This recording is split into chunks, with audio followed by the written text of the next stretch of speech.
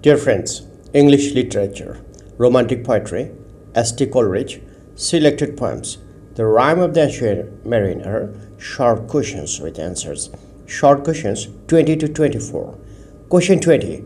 Write a short note on Romanticism. Answer. Romanticism is a tendency found in all literatures and in all countries.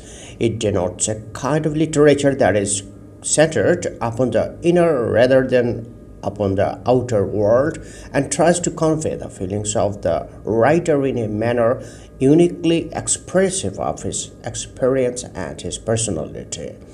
The salient characteristics of Romanticism are: number one, emphasis on emotion and imagination; number two, deep and sincere love for nature; number three, love for man, a super abundant enthusiasm for humanity; number four, love for the past, particularly for the Middle Ages and for the ancient Greek life; number five, addition of strangeness to beauty; number six, a subtle sense of mystery; number seven, an exuberant intellectual curiosity; number eight, love for the freedom and liberty; number nine, supernaturalism; number 10, subjectivity. The poets express their own feelings and experiences in their work.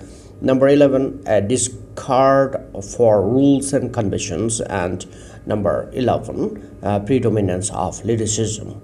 Question 21. Write a short note on the use of supernaturalism in the Rime of the Ancient Mariner. Answer. Supernaturalism is something that is above and beyond what is natural, events, which cannot be directly explained by known laws and observations. Coleridge is the part of supernaturalism par excellence. Before him, the supernatural themes were treated in a very crude manner. But Coleridge made supernaturalism suggestive, psychological, and refined. The supernatural in his hands does not appear to be supernatural but becomes an object of reality. The poet achieves this by skillfully blending the real and the fantastic. Giving the necessary psychological background, his supernaturalism appears to be quite natural. In the Rime of the Ancient Mariner, the series of supernatural events begins with the appearance of the spectre ship with his crew, death and death in life, life in death, and ends with the leaving of the corpses by the troops of the angelic spirits. There is something supernatural about the way in which the dead body of the albatross automatically falls from the ancient mariner's neck into the sea. The moving of the ship upon the sea without a wind is supernatural. The two voices talking to each other are also supernatural. Thus, in the ancient mariner, we find a number of the examples of supernaturalism. Question 22. Write short notes on allegory. Answer. An allegory is an extended narrative where more is meant than meets the eye or the ear.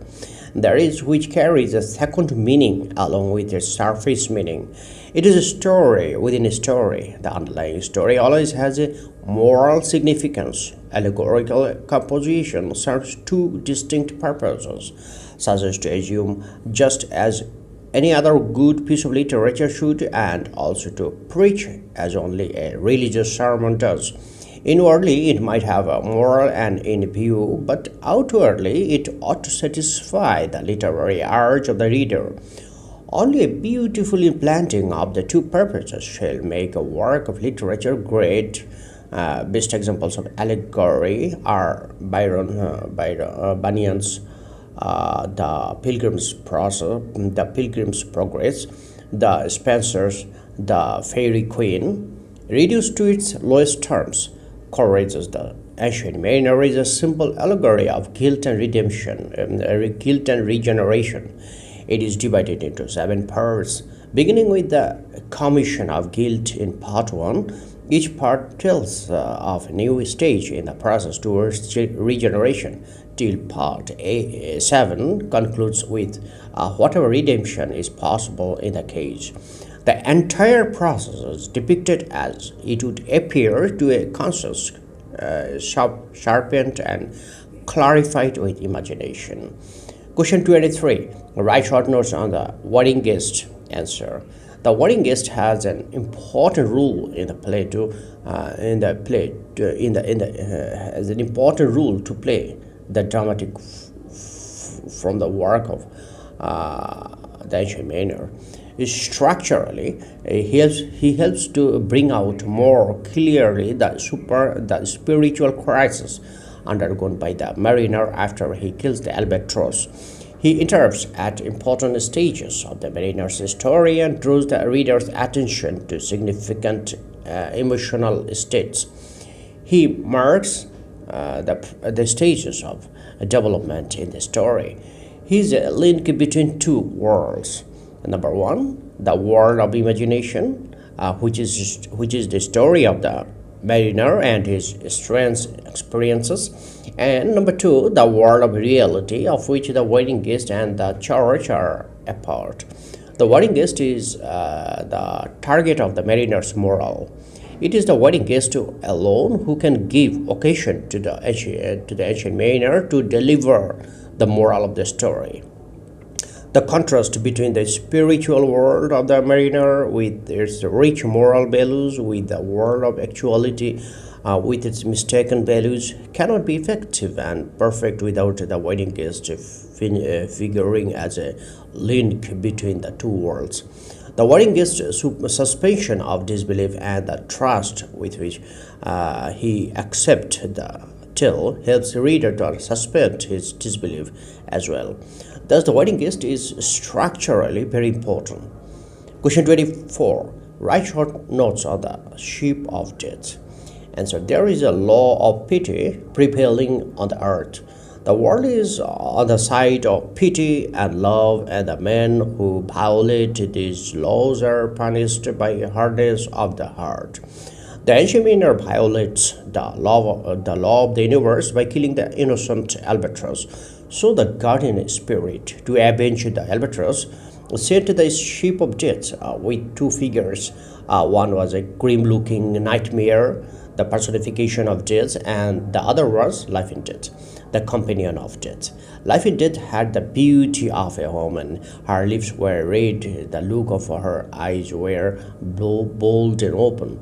Her hair was golden, but her skin was as white as the skin of a woman who is suffering from leprosy.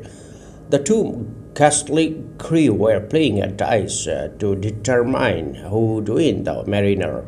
Life in Death won, whereas death fell upon the sailors.